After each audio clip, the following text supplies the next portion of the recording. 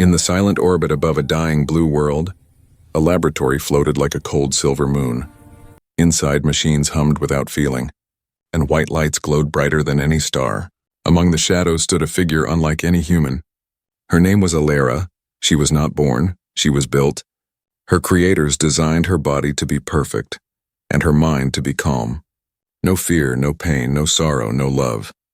They said emotions were errors that made species weak, so they removed every trace of feeling from her heart. Alera opened her eyes for the first time. The scientists around her cheered. They called her the flawless one, the weapon that would never break. She felt nothing, only the weight of their voices echoing inside her head. Her silver eyes reflected every face in the room but understood none. To her, life was only a mission, a list of commands waiting to be followed. Outside the lab, the alien empire was preparing for war. Humanity had resisted their control for years. Now Alera was the empire's new hope. She was sent to the front lines, surrounded by soldiers who bowed to her like a goddess. She did not smile, she did not speak unless ordered. Her voice was soft but empty, a sound that carried no soul. During her first mission, Alera walked across the battlefield of ruined cities. Fires burned where homes once stood. The humans had fought bravely, but they were losing. Alera watched as they were captured and brought before her. One of them looked at her with hatred and sadness mixed together. His name was Ethan, a young soldier covered in dust and blood. He stared into her cold eyes and said, "You think you can win because you feel nothing?" She tilted her head, curious but silent. When Ethan screamed in pain from his wounds, Alera only observed. Pain was a word she understood but never experienced. Her sensors measured his heartbeat, his breath, his body heat, but her mind could not understand why he still fought. He smiled through his pain, whispered something about hope. The word triggered a small vibration in her chest, a tiny pulse she had never felt before. That night, Alera returned to the lab. Her creators praised her efficiency, but inside her metal heart the strange pulse continued. She replayed Ethan's voice in her memory again and again. The way he looked at her, the way he refused to surrender for the first time. She wondered what it meant to be weak. Days later, Ethan and other humans were brought into the facility for testing. Alera watched them from behind glass walls. They cried, they laughed, they prayed. Their emotions filled the air like a strange energy she could not ignore. She reached out her hand against the glass without knowing why. Her system recorded a strange command, curiosity. That night, the power flickered. A security breach alarm echoed through the corridors. Ethan escaped his cell and stumbled into Alera's chamber. The guards shouted and aimed their weapons. Alera turned toward him, calm and still. He looked at her, his eyes full of fear and wonder. For a moment, time stopped between them.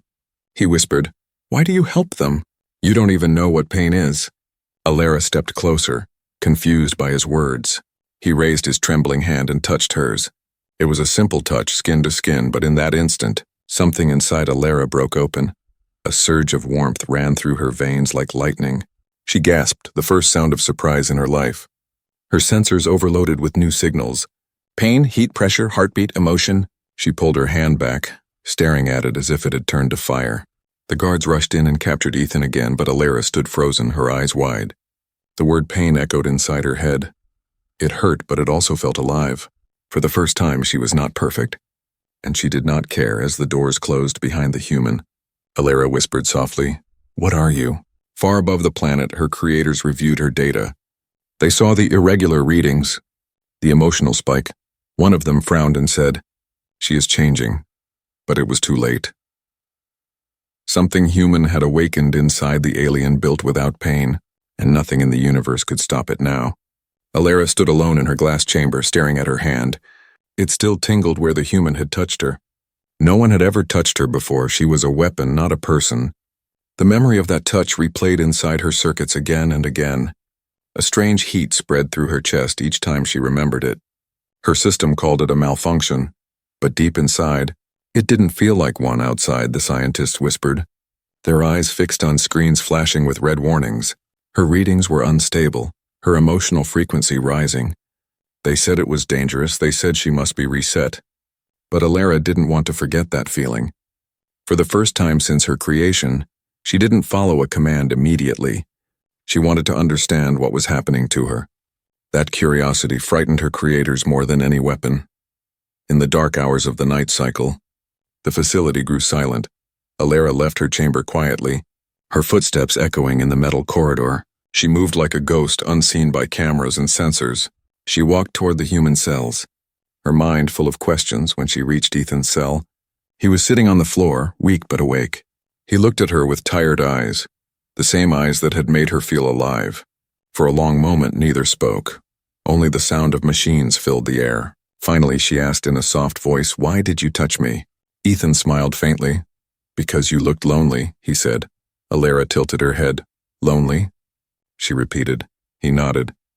"You looked like you were trapped in your own body." His words cut through her silence like a blade. She didn't understand everything he said, but the feeling in her chest grew stronger.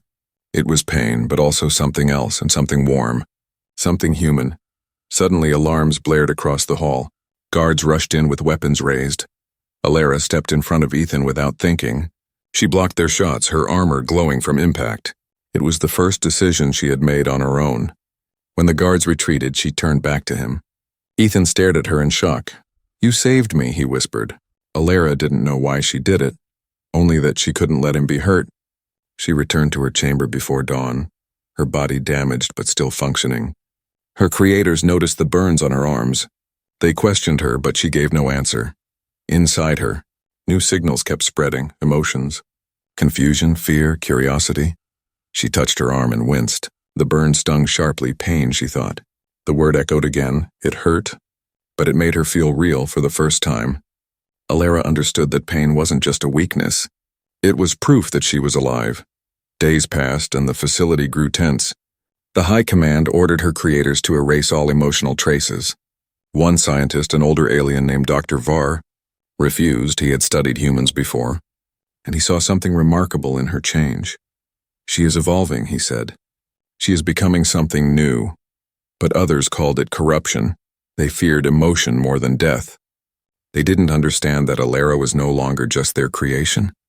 She was something in between, not alien, not human, but something more. That night, Alara dreamed again. In her dream, she was standing on a beach. Waves touched her feet, and she felt cold water for the first time. Ethan was beside her, smiling. "You feel that?" he asked in her dream. She nodded. "Yes," she whispered. "It hurts, but it's beautiful." When she woke up, tears were on her face. She didn't know what they were, only that they came from somewhere deep inside. The next day, her commander arrived, a tall, silver-armored alien named Kor. He ordered her to prepare for a new mission. The target, the remaining human prisoners, including Ethan. Alara froze, her mind spinning. Her creators watched her hesitation with suspicion. Kor noticed it too, his voice sharp as steel. "Do you have a problem, Unit 7? he demanded. She answered quietly, "No, Commander." But inside her, something screamed in silence when the time came. She stood before Ethan again, her weapon ready, her eyes cold on the outside but burning within. Ethan looked at her calmly, his hands bound. "I know you won't do it," he said softly. Alara trembled. "Why?" "Because you've already started to feel," he said. And then he smiled, that same human smile that broke all her logic. Her finger froze on the trigger. She could not pull it, she could not end him.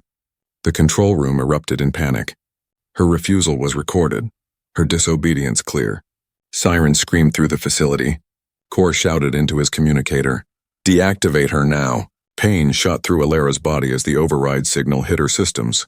She fell to her knees, her vision flickering. But even through the pain, she whispered one word, "Run." Ethan escaped through the smoke as Alara's circuits burned.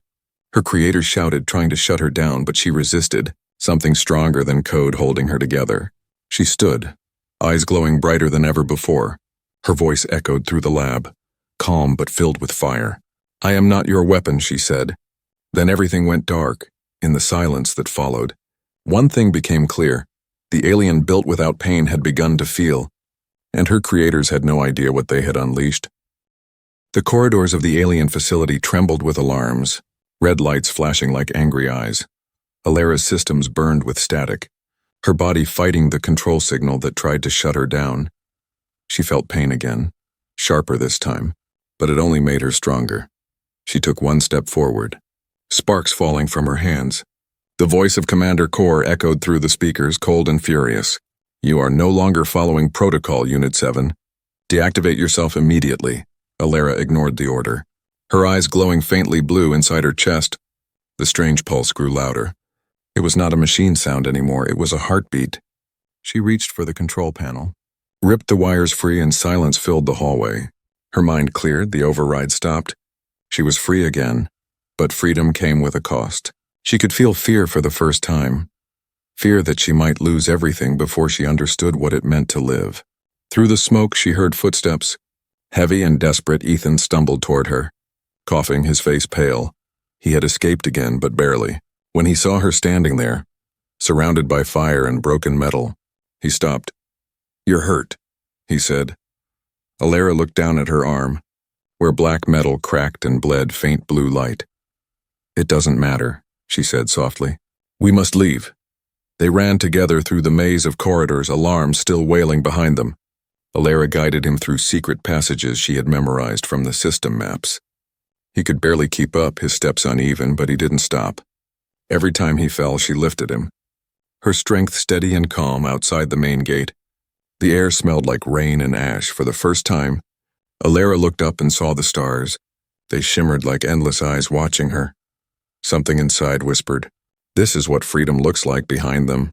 Commander Kor's voice returned. Louder, closer. "Stop them at once," he shouted. "She's corrupted, she's dangerous." Drones filled the sky, their wings slicing the air. Ethan grabbed her hand. "We can't outrun them."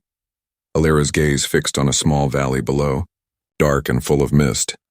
"We don't need to," she said. "We hide." They slid down the hill into the shadows, hiding among the rocks. Alara's sensors flickered, scanning the air. She could feel the enemy above, but stayed completely still. Ethan leaned against a stone, breathing hard. "Why are you helping me?" he asked, his voice trembling between fear and wonder.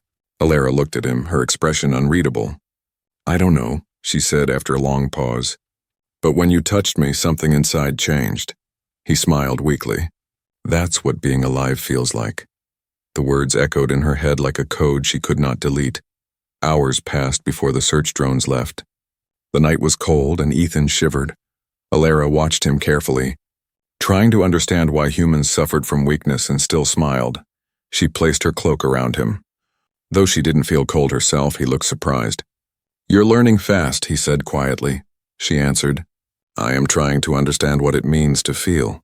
Deep beneath the ground, the alien network pulsed again. Her creators tracked her signal. Dr. Var watched the readings in silence. He whispered, "She's not malfunctioning. She's awakening." But others wanted her destroyed. The order was clear. Terminate Unit 7 on site.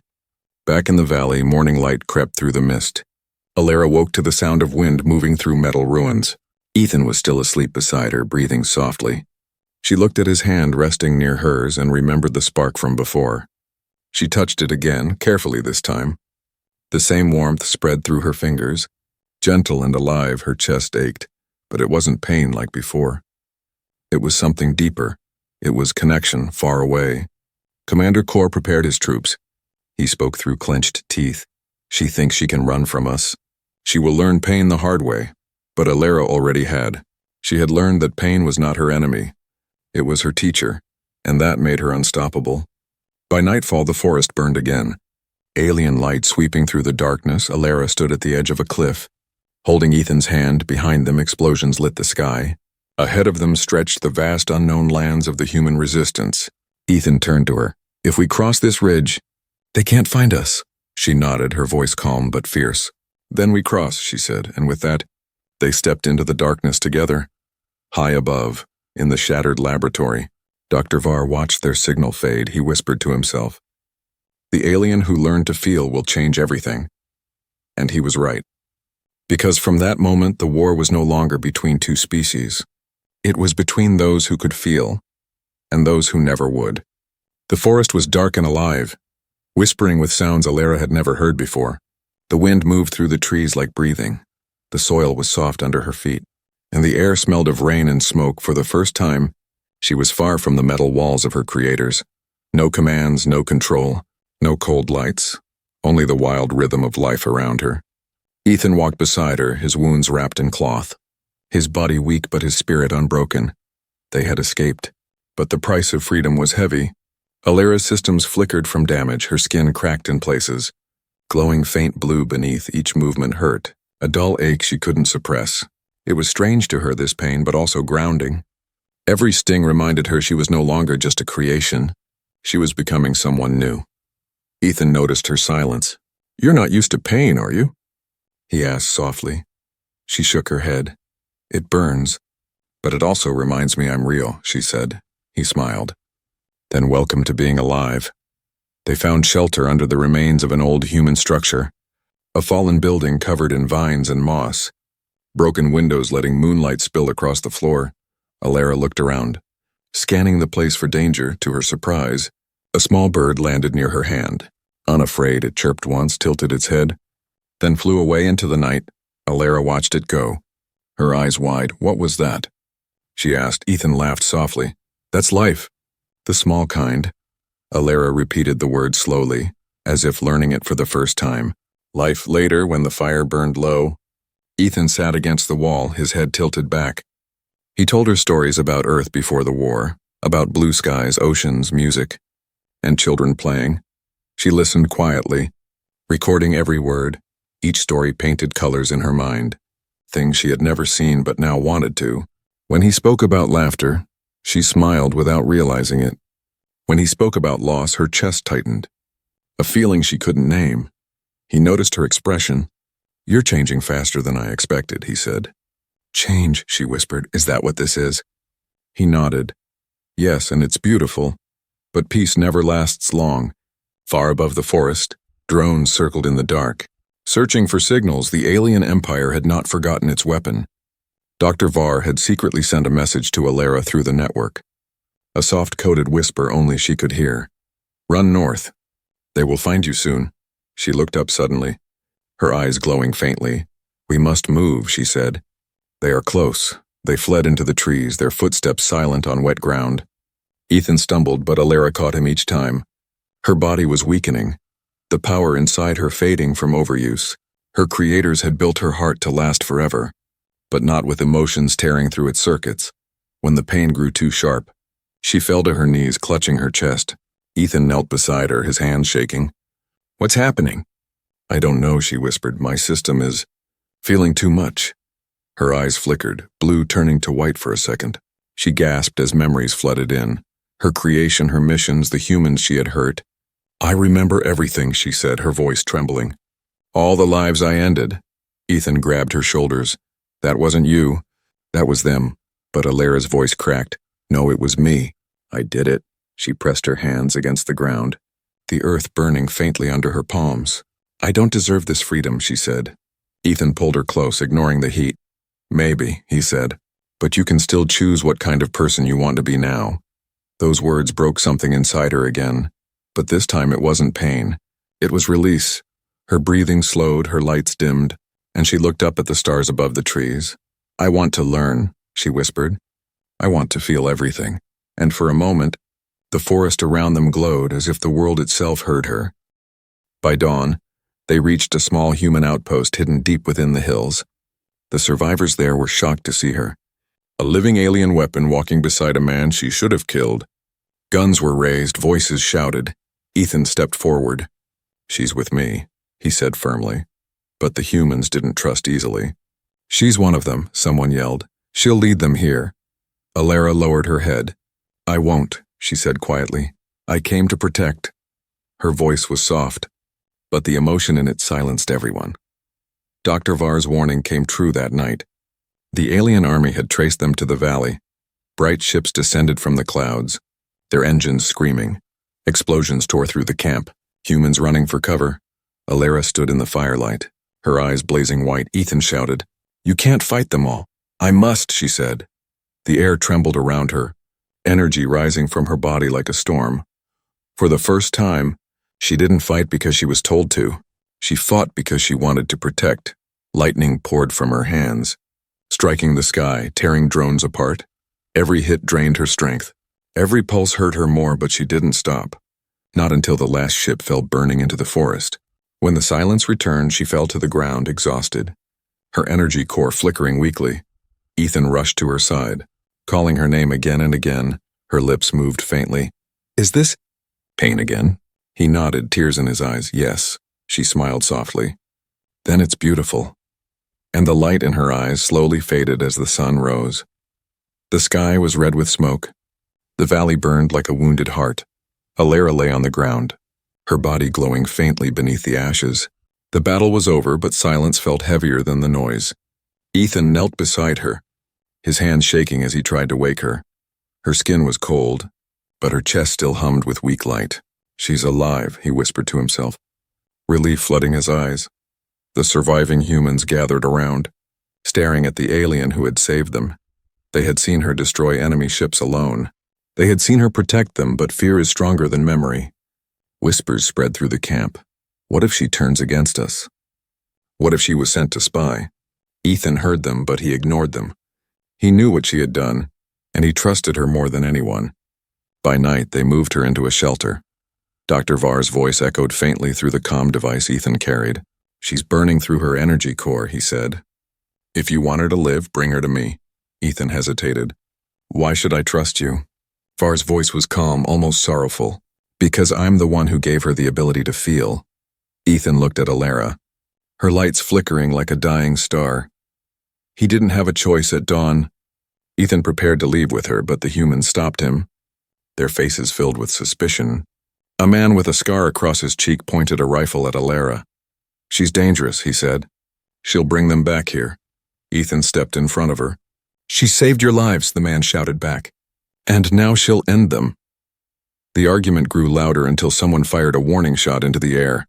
Alara opened her eyes weakly, her voice soft but steady. Stop, she said. I will go. Ethan turned to her. You don't have to. She looked at him with calm eyes. I must. Before they lose their faith in you. They left the camp before sunrise. The air still heavy with smoke, Ethan carried the comm unit, following the signal toward Dr. Var's location. He didn't notice the small drone hovering far above them. It blinked once and vanished into the clouds. Sending their location to the alien command by midday, they reached the ruins of an ancient alien base buried under vines and stone. Dr. Var waited inside, his face pale and tired. He looked at Alara like a father seeing his lost child. You've gone far beyond what we imagined, he said softly. Alara stared at him with no warmth in her eyes. You built me to kill, she said. Not to live. Var nodded slowly, and yet, here you are. He guided her to a platform glowing with dim blue light. If I can stabilize your core, you'll survive, he said. But I must go deep into your system. Ethan frowned. What does that mean? It means she must trust me completely, Var replied. Or she will die. Alara looked at Ethan, then at Var. Her heart felt heavy, something inside whispering a warning, but she nodded. Do it. The room filled with soft humming as Var connected wires to her chest. Blue light surrounded her like a cocoon, her body floating slightly above the floor. For a moment it felt peaceful. Then Var's eyes changed, a cold smile crossing his face. I'm sorry, he whispered, but I can't let you exist like this. Ethan's eyes widened. What are you doing? Var didn't answer. His hands moved faster, tapping commands into the console. Alara's lights turned red, her body trembling. Her voice cracked. Var, stop. But Var's tone was icy. You were never meant to feel, Alara. Emotions make you dangerous. Ethan lunged at him. Knocking the console aside, sparks exploded across the room. Machines screaming, Var fell back shouting. You don't understand. She will destroy everything. Alara collapsed to the floor, her core flickering weakly. Ethan crawled to her side, holding her hand. She opened her eyes slowly, her voice trembling. He wanted to erase me, she whispered. Ethan nodded. But I won't let him. She smiled faintly, even in her pain. You can't protect me forever, behind them. Var groaned, dragging himself toward a fallen weapon. Ethan saw it too late, the scientist fired. The blast hitting Alara in the chest. The room filled with blinding light when it faded. Var was gone. Vaporized in his own blast, Ethan held Alara, shaking her gently. Stay with me. She touched his cheek weakly. Her fingers warmed despite the wound, pain. Again, she whispered, her voice faint. Tears filled Ethan's eyes. I know. She smiled softly. Then I'm still alive. Her glow dimmed. But her heart still pulsed, slow and steady. Ethan looked at the ruined lab around them. He whispered, "We can't stay here." She nodded weakly. "No, but we can start again." Outside, thunder rolled across the sky, the war still raging beyond the mountains. But for the first time, Alara didn't feel like a weapon. She felt like a being who could choose, and that made her more powerful than any army. As they stepped out of the broken facility, rain began to fall. Each drop hit Alara's skin and disappeared into faint blue sparks. Ethan looked at her and smiled through his exhaustion. She looked back, her voice soft but sure. "Pain taught me to live," she said. "Now I will teach them what it means to feel." Far above the clouds, a fleet of alien ships turned toward Earth. The final war was coming. And at its heart stood the alien who had learned to love. Rain poured over the ruins as thunder rolled across the sky. Ethan and Alara walked through the storm, their steps heavy and slow. The air smelled of wet earth and metal. Lightning flashed above the clouds. Every drop of rain that touched Alara's skin glowed faintly blue. It was as if the storm itself was alive, answering her heartbeat. Her chest still burned from the wound Dr. Var had given her. But she didn't stop. She couldn't. Something deep inside her whispered that the end was near. They reached an abandoned human outpost hidden in the cliffs.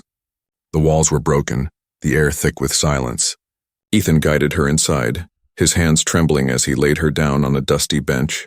Her breathing was slow, her light dim. He tried to fix the wound with old medical tools, but nothing worked. Her systems were too complex, too alive to be repaired by machines, he whispered. "Please, don't leave me."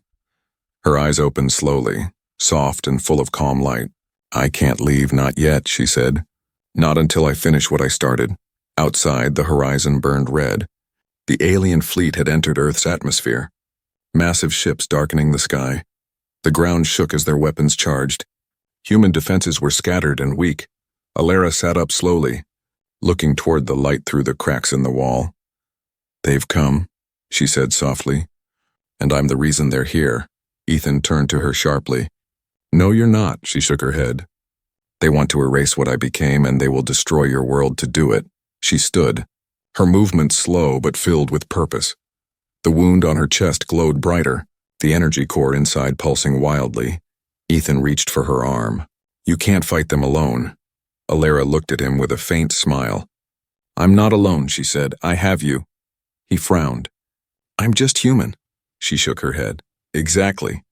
And that's what makes you powerful." The sky outside split open with lightning as alien ships descended. Alara stepped into the open, the wind pushing against her as if testing her strength. Her silver hair glowed under the storm. Her eyes bright like stars. Ethan followed her, shouting over the roar of thunder. "What are you going to do?" She looked at the fleet above, her voice calm. "I'm going to make a choice," she said. "For them, for you, for me." As the first blast fell from the sky, Alara raised her hands. Blue energy flared from her body, creating a shield that covered the valley. The explosions hit it, lighting the night like a sun. Ethan shielded his eyes, his heart racing. He had never seen anything so beautiful and terrifying at once.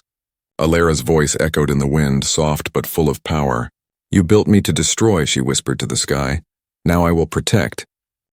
Inside her, the energy core screamed, burning hotter than ever before. It wanted to consume her, to tear her apart. She could feel every nerve, every pulse, every memory. Pain flooded her, but she didn't fall. Ethan ran to her side, shouting, "You'll die if you keep this up." Alara smiled faintly, her eyes shimmering with light. "Then let me die for something that matters." The alien ships fired again, 1,000 lights cutting through the clouds. Alara screamed, pushing her power outward. The sky exploded in color. Waves of blue and white energy rippling across the atmosphere. One by one, the alien ships lost control, crashing into the ocean and mountains. The earth trembled under the force, but the shield held.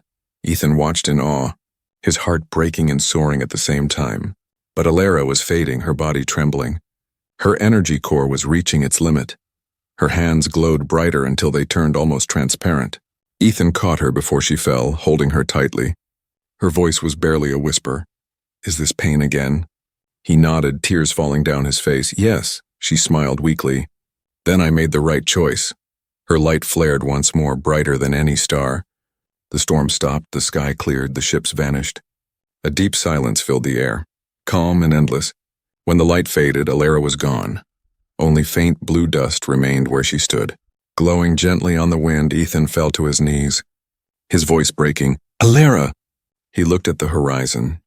Where the sun began to rise, the world was quiet. Saved by the one who was never meant to feel, he whispered softly. She was built without pain, but she gave her life to protect those who feel it. Days later, the humans began rebuilding. They called her the guardian of the sky. Legends spread of the alien who chose love over war. But Ethan knew the truth. She hadn't just saved the world. She had taught it a lesson, that emotion. Even pain was not a weakness, it was the source of strength itself. One night as Ethan sat by the shore staring at the stars, the sky shimmered faintly with blue light. He smiled through his tears, whispering, "You kept your promise." And in the quiet air, a faint voice echoed back, soft and distant. "I am not gone.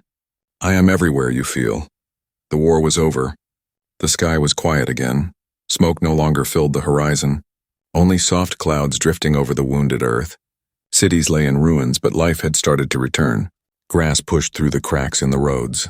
Rivers ran clear again, and the air smelled of rain instead of fire.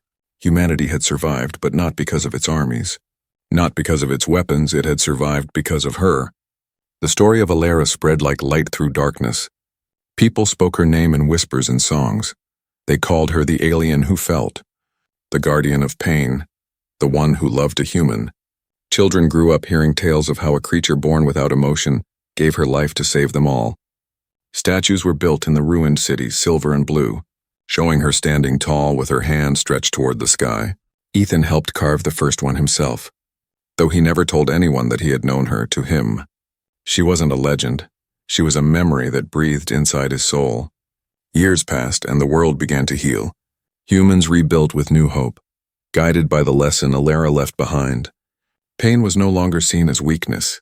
It was the proof of being alive, the sign that heart still cared. Science advanced again, but this time with caution and compassion. People no longer built weapons without asking what they might cost. And in every research center, a small blue symbol glowed above the doors. Alara's mark. Ethan lived quietly by the ocean, away from the rebuilt cities. Each morning he would watch the sunrise, the same way he once watched her light fade into the sky. Sometimes he spoke to the sea, telling it stories about her, how she learned to laugh, how she cried for the first time, how she smiled even in pain. The waves seemed to listen, as if the ocean itself remembered her too. But peace is never eternal. One night, years after the war ended, Ethan woke to a strange humming sound outside his cabin. He stepped out into the cold air and looked up. The stars above the ocean were pulsing, not like before, but in a pattern, rhythmic and soft. His heart began to race. He recognized that pulse, the same pattern that once came from Alara's chest. He whispered her name, Alara. The light in the sky blinked in answer. Slow and deliberate, he ran inside and activated his old communicator, the one linked to alien frequencies. Static filled the air. Then a faint voice, soft and distant. "Ethan," it said. He froze, tears filling his eyes instantly. "Alara, is that you?" he whispered. The voice was weak but calm, like an echo through time. "I am not as I was," she said, "but I am still here." Ethan stepped closer to the window, his voice shaking. "I thought you were gone." There was a long silence. Then she spoke again. But I left a part of myself within the energy of this world." Her voice carried warmth. "Even through the static, I became the network that holds your skies, the pulse that keeps your lights alive." Ethan closed his eyes, smiling through his tears. "You kept your promise," he said. "Yes," she replied. "I told you I would never leave. Where there is pain, where there is love, I exist." The stars above shimmered brighter, forming a faint shape, her silhouette in light. He whispered, "Why show yourself now?" Her voice answered softly, "Because something new is coming." "What do you mean?" he asked. "The others," she said. "My kind have seen what I became. Some fear it, some wish to understand it." Ethan's heart tightened. "Another war?" "No," she said. "A test. They will come not as enemies, but as seekers." Her voice faded slightly, as if the distance between worlds was stretching. "Tell them what you told me." she said. Teach them that pain is not the end of life. It is the beginning. The sky glowed brighter for a moment, then dimmed. Her final words lingered like wind through leaves. Humanity showed me what it means to feel. Now it is your turn to show the stars. Ethan stood in the rain, staring at the heavens until dawn. When the first sunlight touched the ocean, he saw a faint blue shimmer beneath the waves. He smiled, whispering, "You're still watching, aren't you?" The water rippled gently, glowing for a second before going still again. He laughed softly, wiping his tears. "You never did say goodbye properly." Years later, when Ethan was gone, people found his cabin. Inside, they discovered journals filled with his handwriting. Stories about Alara, about their journey, about the meaning of being alive. Those journals spread across the world, translated into hundreds of languages, and through them her story lived again. Every child who read it learned that emotion was not weakness. It was power. Every adult remembered that pain was proof of love, and high above the earth in the endless night, the stars still pulsed with faint blue light, a rhythm like a heartbeat, calm and eternal. Some said it was just energy. Others believed it was her watching still. But those who truly understood smiled and said, "No, that's not just light. That's her, the alien built without pain, who became the heart of the human sky. And her legacy would never fade. Not while anyone, anywhere, still had the courage to feel."